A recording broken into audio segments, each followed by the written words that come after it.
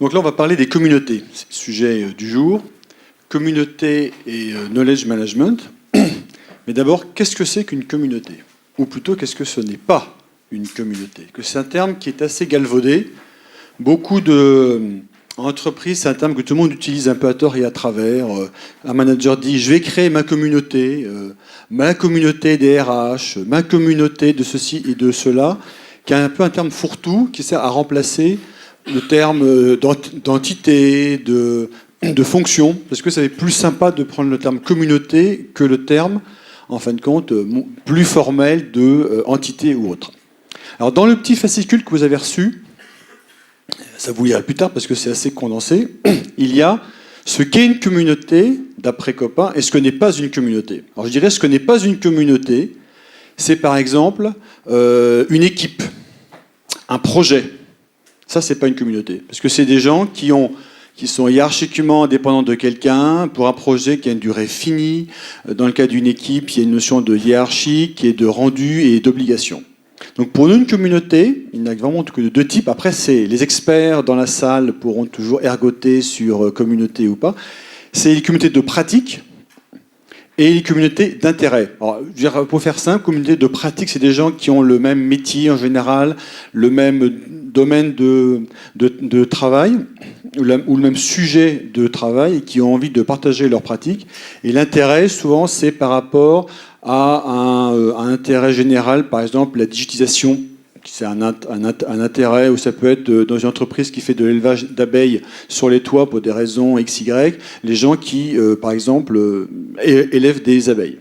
Et là, souvent, ils utilisent, dans les deux cas, des réseaux sociaux d'entreprise, des RSE, mais souvent, les comités d'intérêt restent sur le RSE, alors que la communauté de pratique va au-delà, parce qu'elle a une notion de réunion, d'animateurs, de gens qui sont là dédiés pour ce rôle d'animation. Alors les communautés, c'est aussi un des maillons fondamentaux d'une stratégie de knowledge management en entreprise. Et ça, c'est pas moi qui le dis, c'est l'APQC. Alors, je ne sais pas si vous connaissez l'APQC, l'American Productivity and Quality Center, apqc.org, qui depuis une vingtaine d'années est une référence dans le domaine du knowledge management, et il y a un gros sous-ensemble sur les communautés. Et eux ont analysé les communautés et comment on pourrait les classer dans l'ensemble du package de ce que c'est le knowledge management. Alors je vais vous montrer un petit schéma dans une seconde. Alors il faut penser que dans l'échange humain, il y a la notion de j'échange avec des gens de manière assez fréquente ou très peu fréquente, il y a une espèce d'échelle d'échange. Dans la connaissance, il y a aussi une notion d'échelle entre la connaissance qui est tacite, c'est-à-dire dans la tête des gens, et explicite, qui est écrite, filmée ou autre, qu'on trouve dans des bases de données, par exemple. Alors comment est-ce qu'on peut, dans ces cas-là, faire un mapping des communautés par rapport à ça? Alors, vous voyez donc ces fameux deux axes. L'axe vertical, c'est la connaissance. L'axe horizontal, c'est l'aspect concernant l'interaction humaine. Il y a trois boîtes.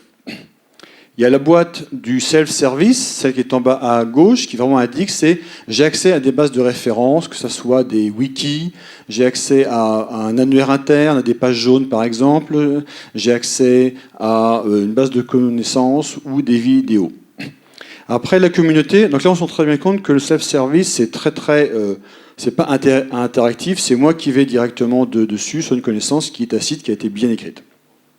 Après la communauté c'est un peu plus c'est un peu plus tacite parce que les gens, évidemment, vont échanger entre eux lors des webinars, des séminaires ou d'autres. Et en même temps aussi, il y a plus d'interaction, logique. Sinon, il n'y aurait pas d'échange. Et puis, plus élevé encore, ce transfert de pratique. C'est entre des gens, on sent que c'est très interactif et qu'en même temps, c'est très tacite. La pratique, par exemple, de chef de projet, on l'apprend rarement dans les livres. Même si on lit le KMBOK, qui est le livre de référence, c'est vraiment quand on le pratique au quotidien avec des gens qui vous aident qu'on arrivera vraiment à être bon dans ce domaine. Et donc, dans cette partie-là, vous avez une notion effectivement d'accéder à la connaissance, de la partager, et puis de la réutiliser, ce qui évidemment est le fondement ultime, c'est la connaissance ne sert que si elle est réutilisée, sinon c'est idiot. Alors les communautés ne servent pas seulement dans la boîte que du milieu.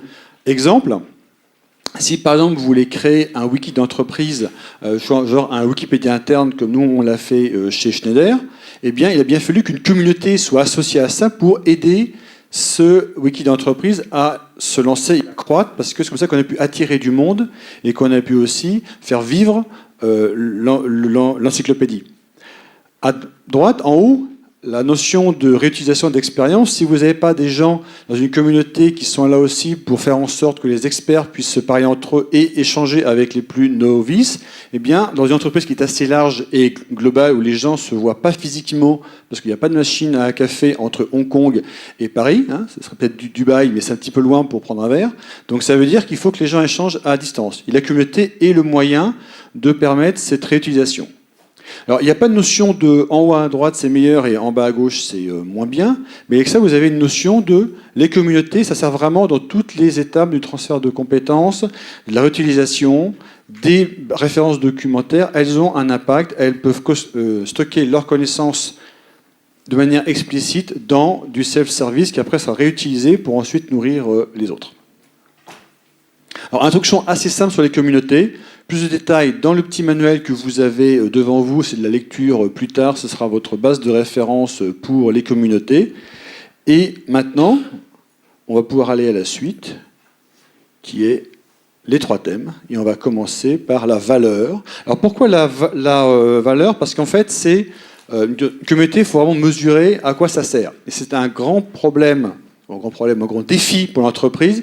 C'est pourquoi s'il y a des gens qu'on va payer à échanger avec les autres, soit passer du temps ou perdre du temps pour échanger avec les autres, ou alors pourquoi est-ce qu'on va donner à des gens qu'on appelle des animateurs de communauté ou des knowledge, des community managers ou autres noms, du temps pour faciliter le travail des autres. Ça paraît aberrant. Donc il faut justifier auprès du management pourquoi ces communautés apportent de la valeur, donc que cette valeur sert en fait à payer le temps des gens qui vont permettre cet échange. Puis aussi, la communauté, vous vous rendez compte, c'est pas organisationnel, c'est pas une espèce c'est un peu un ovni dans l'entreprise. C'est pas quelque chose qui correspond à une hiérarchie, c'est pas dans une BU, c'est pas dans une fonction, c'est transverse. Et donc, dans beaucoup d'entreprises, on ne sait pas trop où mettre les gens qui gèrent des communautés, on ne sait pas trop dans quel rattachement on va les mettre. Même nous, l'équipe centrale du knowledge management, on ne sait pas trop où nous mettre. Nous, on s'occupe de KM, de communauté, on gère là, on anime le réseau des animateurs de communauté, et nous, on ne sait pas où nous mettre. Est-ce que c'est l'IT? Est-ce que c'est la RH? Est-ce que c'est la stratégie? Donc, on bouge régulièrement d'endroits parce qu'on ne sait pas trop où nous mettre, parce qu'on est un peu un ovni en termes de reporting. Et puis, les bonnes pratiques. Alors là, c'est du KM, évidemment, mais aussi c'est des communautés. Est-ce qu'il y a des bonnes pratiques qui font que les communautés fonctionnent ou fonctionnent moins bien? Et ça, c'est un thème récurrent. C'est un gros parti du package de connaissances que l'APQC fournit, mais que nous aussi, copains, on discute entre nous régulièrement.